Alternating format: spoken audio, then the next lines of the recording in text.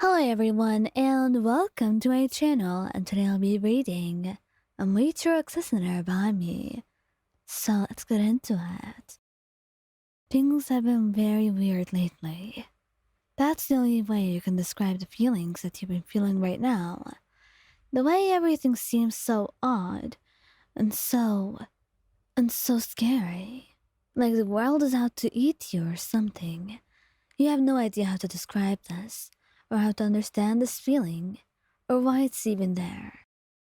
But it exists, and it's making you anxious and scared, and you have no idea how to deal with it.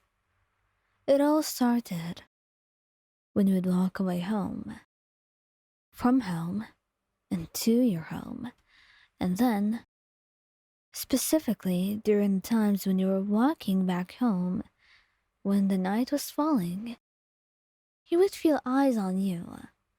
But when you looked around, there was no one. At first, you thought you were hallucinating. When you felt someone standing behind you, when you saw a shadow of something. Or maybe that feeling was just you being restless and anxious. Maybe you weren't sleeping well. Maybe you were just dizzy. So many maybes. And yet, weeks passed. And that feeling has not gone away. Not in the slightest. In fact, it intensified. To the point that you would go home and feel like someone is watching you through your window. But you would try to calm down, because there was no one that you could see. You were being paranoid. Perhaps you knew a doctor. But even then, it sounded very weird to go up to someone and ask them how to deal with feeling like someone's stalking you constantly. It's not the thing that people deal with normally. It's not like everybody feels this way. And everybody would call you insane. Until you befriend Muichiro. Muichiro is a very strange man, with him being a demon slayer, having saved you from a demon himself, and the two of you became an unlikely duo, and he usually went to your place at night to drink something, and perhaps for the two of you to enjoy the other's company. It was something simple, a meetup the two of you did not waste too much time on. You just needed someone to accompany you through the nights when you were feeling too anxious, and he didn't mind spending some time away with a friend. But soon these things developed into something more than that, something much, much more. And he didn't know when it started, and how it got to a point where he loved you, where he felt so protective over you. And when one day, you start mentioning those feelings that you've been having for a long time. That feeling of someone watching you and stalking you. And that's when he started to follow you home with your permission. From a faraway position enough that you would be able to spot your stalker, if he was real, that is. He wouldn't blame you if he wasn't. He would only suggest a method of help. But he wanted to make sure if that was someone who was actually following you, because then you would be in real danger, and that wasn't something he was intent on risking. So that's why he kept following you, and he discovered that you were right all along. Your suspicions were in the right place. That's why one day he tells you that he will not be following you anymore, because he found out what he needed, and you have nothing to worry about. You don't understand what he means by that, but he refused to elaborate and goes away. So you just try not to worry. And strangely enough, that day, the feeling of someone watching you completely disappears. Because Muichiro has taken matters into his own hands. And the guy completely disappears from everyone's life. Well, all the better. Muichiro does not want someone like that. Human scum. Walking amongst normal people and pretending to be normal. It disgusted him. And the things he'd written about you. He saw that man's diary after he'd gotten rid of him. And he'd written the worst things. Said the worst things about you.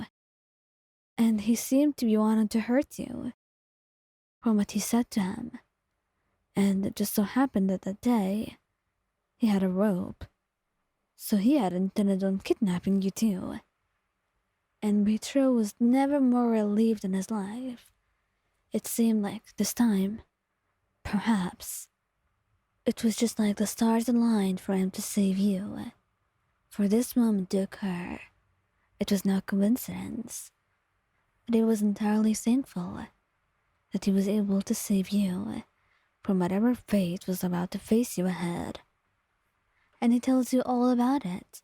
Once you insist, he tells you more. And that's all over a cup of tea in the middle of the night. You hug him then, crying as you tell him that you owe him your life. But he tells you that you owe him nothing. He doesn't believe in this. He believes in saving people and helping them, and you're a friend to him. But when he says friend, it seems like a death sentence to his heart. It feels wrong on his tongue, and wrong to hear. So he just takes a deep breath and closes his eyes, telling you that he needs to go away for some time now. And that's when he finds out that he fell in love with you. That he wants you more than anything else in the world.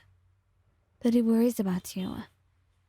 That to him, you mean a lot of things.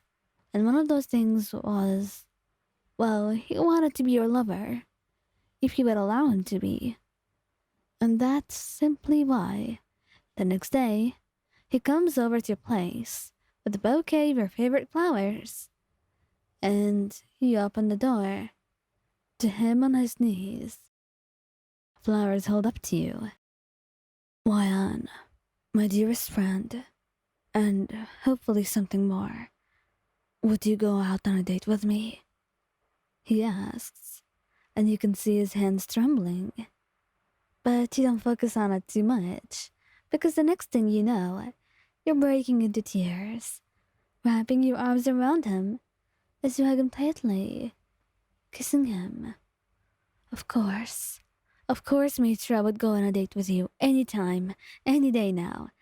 Could we do it now? You say, almost bouncing from how excited you were.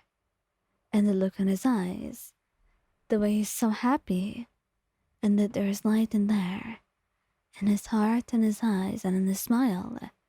It's everything you need to see. And the date you have, although it's simple, is the best thing you could have ever asked for.